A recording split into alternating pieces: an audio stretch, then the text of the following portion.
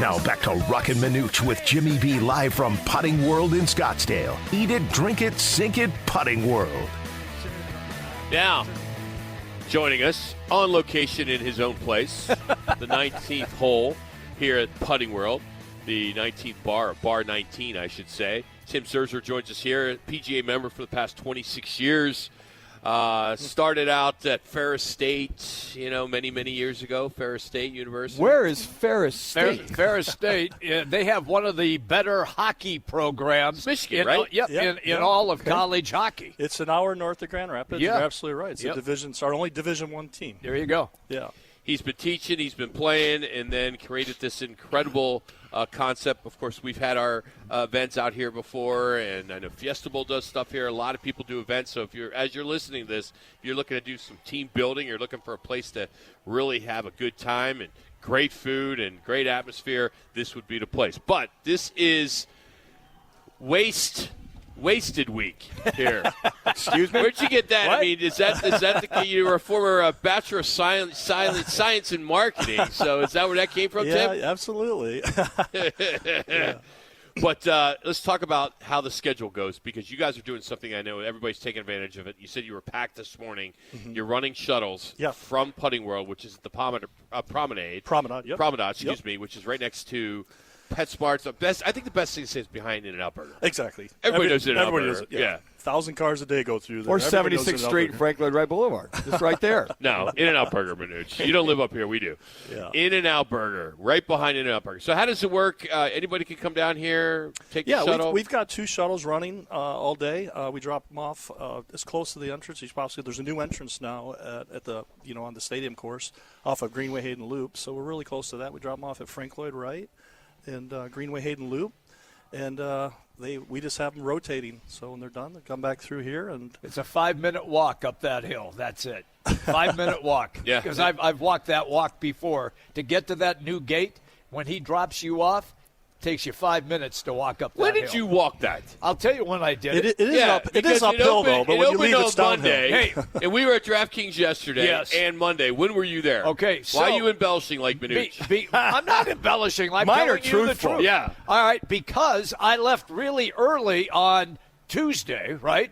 Okay, and I had guests with me, so I walked with them Okay. over to Well, that you get a gate, pass. and then All right, done. You Okay, got a I don't pass. have to go through. Tim, we always got to Okay. check them just Yeah. to make sure. By the So way, let's talk about I'm telling this. the truth. It's easy. What about pickups? Because that's one of the biggest challenges is leaving the Open. Yeah. Getting there's pretty They easy. actually call the golf shop. We'll have them rotating, but they call the golf shop, and we're right there. We're not that far away. I mean, it's less than a mile away, but it saves people. do you realize the godsend you guys are this year for this? Yeah.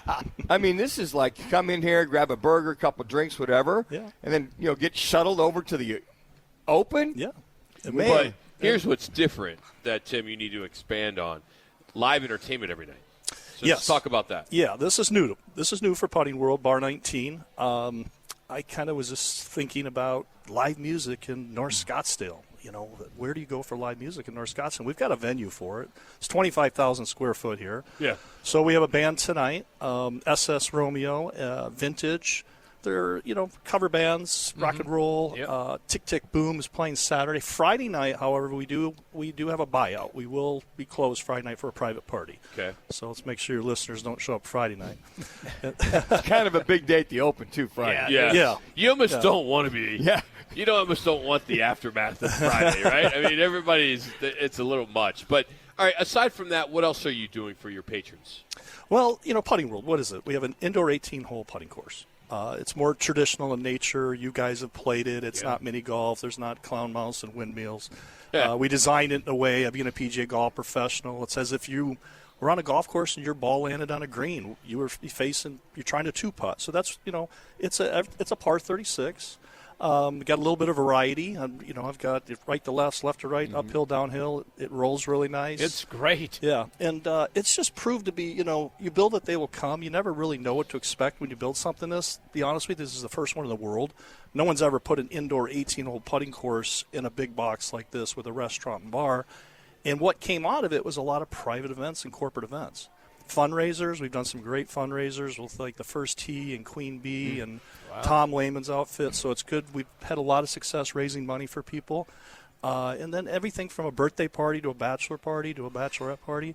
And now I want to kind of kick it up to the live music. So we can be a little bit more serious by day. You know, we do lessons and fittings here. We have members. We just put a simulator in, so now we're doing putter fittings and lessons, but we're also doing full bag lessons and fittings on our simulator to kind of bring in the whole game, right? Putting's a portion of the game. So we're proud of that. We're going to integrate more simulators in the future because nobody who has a simulator with putting. That's kind of cool. You said first tee, but there's so many high schools. There's so many youth, you know, from 8 to 18. Mm-hmm. The high schools around here. Yeah. I mean, do you market to the golf teams that are out there about this area? We do. It's funny. We get a lot of hockey and soccer teams, people that are doing team building that want to come in. You know, competition's competition. They want to come in and compete. And, you know, we're also big supporters of junior golf, the JGAA, Junior National out on the west side.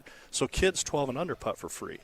And so that's great for the families to come in. So by day and then at night, you know, after 8 o'clock or 7 o'clock at night, and all of a sudden we've got great food, we got live music, and I'm going to continue that on. We're going to test the waters. That's great. See if that works. And the happy hours, drink specials, and all that. Yep, absolutely. You know, I want to kind of go off script here a little bit, Tim. You've been a golf professional for over 25 years.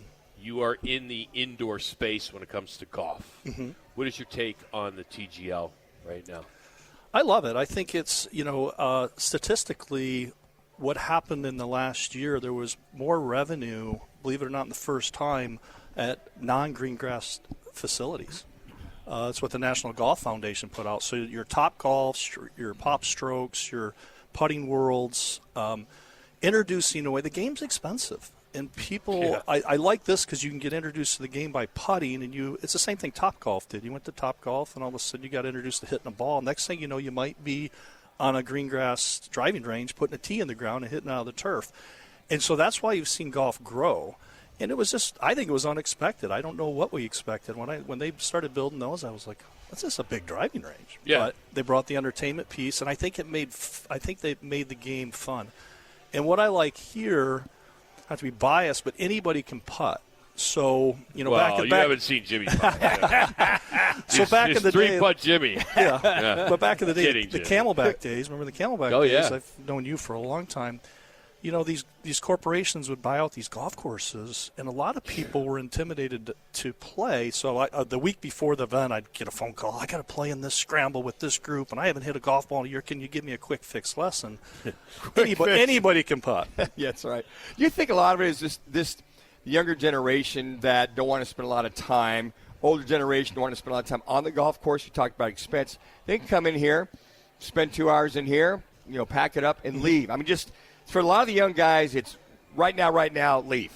Just their attention span kind of thing. Yeah, absolutely. I mean, you're seeing these par 3, venues coming up. There's one here in Phoenix. And, a lot of time. Even for me, I don't play as much anymore. But I don't know. We've gotten this fast-paced society. Do I have 5 hours to go play golf? Yeah. And, you know. And that's what I'm going to ask you. Charlie Hoffman, we're going to talk about it later in the show, wrote a letter to his fellow PGA Tour players talking about the slow pace of play. Mm-hmm. What does it take? How long does it take on average here to play 18? You know, if it's date night, you're going to be. We do an unlimited play, so it's not 18. But if it's date night, the experience usually is what I've seen. They come in date night, they'll play in like 35, 40 minutes. Oh, okay. You can take drinks on the course, no food, of course, and then they go into the bar. They might have a drink. They might go back out for that round where the wife or the girlfriend beat him, and he's got to reclaim his manhood. Exactly. And so we see that a lot. But when it gets busy in here, it can take a little bit longer. And then the World Putting Tour, something we started, I guess it's almost been 2 years now. Even these guys, when they're grinding it out and they go off in twosomes, we make them play under 40 minutes. Wow. Okay. Yeah. And the World Putting. Explain to me how you make them. Are you clocking them in your timer, and what happens if they do go over it? Yeah, or is it just encouraged? It's sometimes we're a little bit lenient, and it's not. It's kind of like the PGA Tour. Yeah. You come up and you say, pick up the pace, Yeah. and if it's really bad, we'll give you a penalty stroke. But it's not typically the case. The World Putting Tour, I think we're the first ones to ever commit to that large of a purse.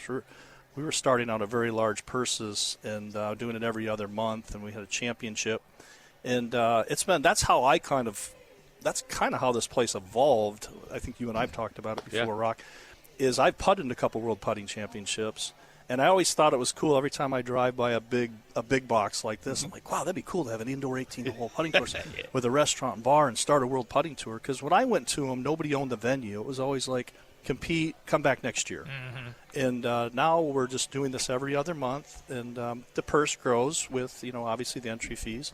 And I think what, back to your question, what Tiger and Rory did, I think that's bringing a lot of excitement to the game. We don't have that large of a venue, but, you get on a sim and you go play 18 and you go putt afterwards. That's unique because a lot of people on sims, they turn the putting feature off because it's not really that good, right? Can you putt buy into a net. Can you buy memberships? Yes. Yeah, we have memberships. We have performance memberships, which include unlimited play to the course.